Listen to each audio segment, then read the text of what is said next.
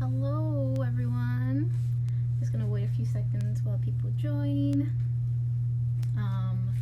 Hello, my name is Edie, or Iris. I am a rising senior studying biological engineering at MIT. Hello, Nicole, my number one fan. Oh, I don't know how I did that. Okay, cool. So I am a rising senior studying biological engineering at MIT, and I am a pre-med student, as the title implies. Hello, Yasmin. Thank you for joining. So today I'm going to be talking about what my experience was taking the MCAT and sort of interlace how my period, thank you, came about in this story because it was a hell of a time. Cool. So welcome to Pandia Health's channel. If you don't know, Pandia Health is a birth control delivery company. Definitely check out the links in our bio to more resources to learn about like birth control side effects and many frequent questions that you may have about birth control. So if you do sign up, make sure to use the code EDIS or IRIS to know that you heard it from me. Cool. So let's get into it. So the MCAT, if you don't know, is a standardized test that you have to take in the United States in order to apply to medical school. So it's not fun. It's a 7.5-hour exam. Each section is 50 minutes, I believe. Actually, wow, I don't think I remember. I don't remember how long it is, but it's a very long exam. You have 30 minutes to eat lunch and then like 2 10-minute breaks to go use the bathroom. And yeah, it's one of the worst things I've ever experienced. But you gotta do it to be a doctor. And so I'm gonna talk about how I prepared for it, what my experience was like, and hopefully inspire someone to push through in this time.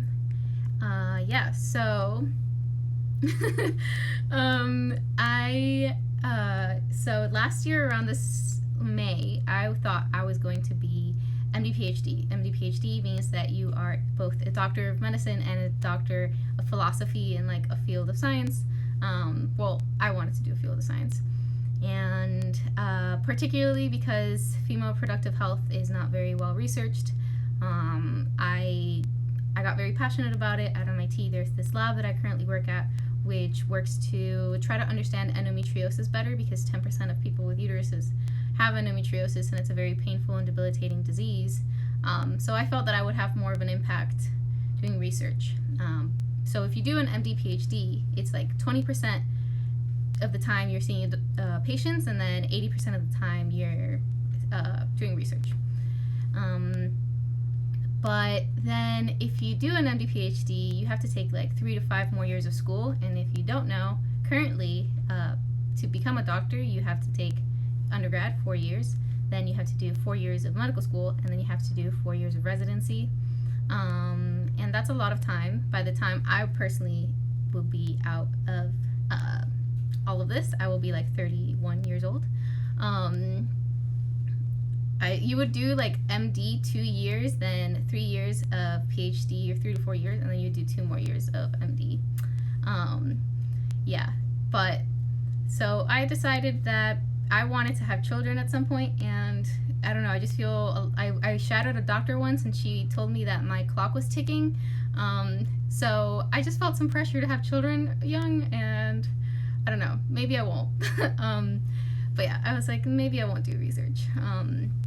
And that's okay, because in the end I do research, and I think I'm more passionate about about seeing patients and interacting with people and helping communities more than I am about sitting in front of a bench working with cells. I guess tying in with that, so last summer I studied for the MCAT, and last summer I also got a form of birth control that is called Nexplanon or Implanon. It's an arm implant. It lasts for 3 years. I got it at the beginning of June, and I did not stop bleeding the entire summer. So I think I developed an iron deficiency, which is not great. So if you have heavy periods, you could get anemia, which is something that I had when I was younger. And it actually read something that women who, or like people who had an iron deficiency scored or had scored lower on math exams, and so I'm just wondering if I've always had an iron deficiency, and that's why I do sometimes badly on exams. But yeah, so it's not fun to have a heavy period. It's not fun to bleed all the time, and so I was not having fun bleeding as I was studying for. Hello, Sarah. As I was studying for the MCAT. Yeah, and so the way that I studied was I would wake up every morning 7 a.m., study for 2 hours, go to work 9 to 5, come home, do dinner, study again 2 more hours. So I was studying like 4 hours a weekday, 7 hours every day on the weekend, or 7 to 9 hours maybe. And then I took 1.5 week at the end of the summer to study full time. And yeah. Then I decided to, thank you, I am hardworking. I decided to take the MCAT in Boston, which might have been a mistake on my part. And it's why I attribute to me having to take the MCAT 2 times. So another thing regarding my birth control is that while I was studying for the MCAT, I stopped bleeding right before the MCAT, so that tells you how stress plays into your bleeding cycle. I was like, wow, I finally stopped bleeding, and then it came right back after I took the MCAT, so it was stress. Hello, las tres leches. Yeah, so the MCAT was a horrible experience. The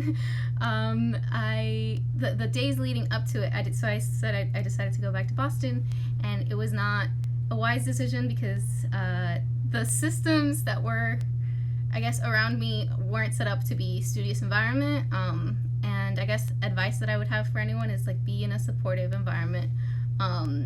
Like the people, like the noise levels.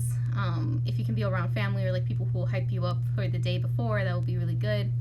But I was really stressed and just like yelling at people if they made a single noise. So that's something I changed for the second time around.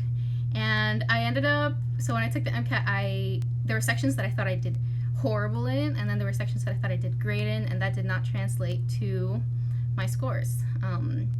So when I got my scores, I had done like quite bad in a section that I had felt super great in, cars, if that's the reading comprehension section.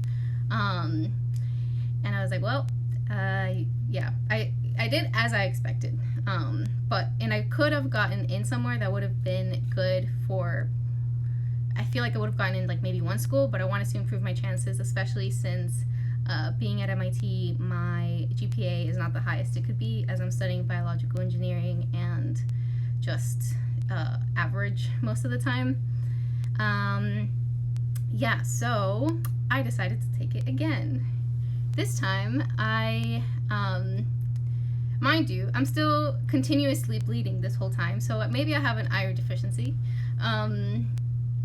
Yeah, and I decided to take a whole month during our winter term to study for the MCAT. And so I would be studying like 12 to 14 hours every day, doing exercise regularly, which was not something I was doing before. Only good vibes this time, only my family and like supportive social systems were in place. It was very calm environment.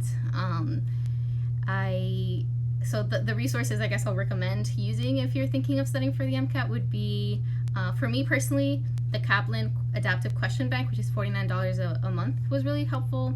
The AAMC CARS passages were really good. The AAMC exams were good. I will strongly suggest don't take Princeton review stuff if you don't want to feel bad about yourself, because Princeton review is really harsh for me. And flashcards for literally everything. I used flashcards for, I used flashcards for psychology. I could probably show you. I have like thousands probably of flashcards. My mom kept buying me packs every week because I needed to memorize so much. And psychology was one of the sections that I didn't do very great on, so the first time, and so I really wanted to improve on that. And I did, not as much as I should have, but that's going to come in later. So yeah, I ended up studying a lot, and and took the exam in Miami, which is where I am now. And this time it was much better. Showed up to the place. I was the first person to take the exam. But I also felt absolutely horrible as I was taking the MCAT. I was like, oh my God. I felt really sad because I was like, no, my family is praying for me and I'm disappointing them. But I am here to tell you that all that hard work does pay off. Because in the end, I did end up scoring a lot better. I think I went up 7 points, which is a lot. Yeah, the MCAT is on the computer. It's really kind of scary the way that it works. You go sit in a cubicle, there's a camera on you, they fingerprint your hand to make sure that you're not like another person. There were 2 twins that were taking it at the same time as I was, and I was like, how do you know that they're not switching spots? So that was really cool to see. But yeah, it's a very high security and intimidating process, so you got to go in like very prepared. Yeah, so I was pushing through all the sections, and then by the time I got to psychology, I broke down. Basically, I was like, I'll just be an engineer. Hello, welcome. Yeah, so that's when I decided, I guess, that I was going to take a gap year, because the MCAT experience for me was not very pleasant. And hello. Yeah, and I thought I needed to step back a little bit and think more about like why I want to be a doctor, and if an exam, like a 7-hour exam, was able to punch me so hard. I'm like, I need to really think and make sure that I'm coming back stronger for my applications, because I was intending on applying this year.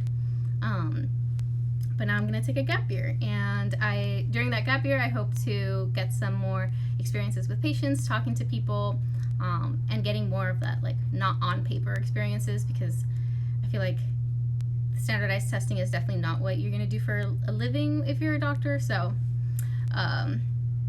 yeah, it would be much more representative of the work that I hope to continue doing in the future.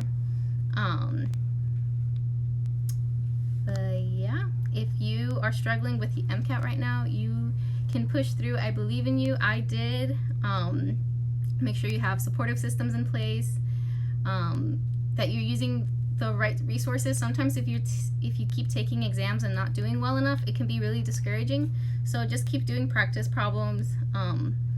I really recommend the Kaplan question bank. There's also the UWorld question bank that some people really like, and the W&C reading materials. And yeah. Oh, awesome. Yeah, a lot of people have really good things to say about taking a gap year, so I'm hoping that it'll be like a revelation year. I become a whole new person, a whole new doctor. And especially for grad school, I've heard a lot of people who are getting a PhD that they came back stronger, like in their research, I guess, passions after taking some time to work somewhere else. So I'm hoping that I'll get to have some patient experiences, which will be like really, I guess, moving and really drive me through med school, because I will have to take another standardized exam. I guess I'll have to take multiple standardized exams, step 1, step 2, which are 8-hour exams while you're in med school, and that's going to be really hard. So I need something to fuel me through. But yeah, I guess with my period, as I was mentioning, I'm very glad that I did not have to have my period during the exams that I was taking, which is why I'm very passionate about Pandia Health's periods optional mission. And once I am able to see a gynecologist, I will make sure that I get the implant out so that I stop incessantly bleeding. Yeah, because that wasn't a great experience. But yeah, hello, welcome. Cool. Well, thank you guys for tuning in. Sorry you guys that came in towards the end. You didn't hear me rant about how much I hate standardized testing. But yeah. Yes, definitely check out pandiahealth.com, periods optional mission. And we have a lot of blogs and videos on our YouTube where Dr. Yen answers questions about frequently asked questions, not just for people like my age. There's a lot of other options, but for me it's especially important because since I'm going into a career that's so long, I want to be able to have a say in when I have children. Like I mentioned, why I don't want to do an MD PhD is because I want to have children like younger in life. Yeah, birth control is a very important thing for a young female to have, especially in these days when we're educating ourselves more. And like right now, half of the students in med school are actually women. So we're going in there and we're making sure that the world is as equal as can be. And check out Pandia Health's YouTube and all the links in our description to learn more about Pandia Health and how you can get your birth control delivered to you for free. Cool. Thank you guys for joining. And next week I'll be talking about health disparities in gynecology. So make sure to tune in at 3 p.m. Pacific time. I'm on the East Coast, so I get a little mixed up. But yeah, have a nice day, everyone. Bye.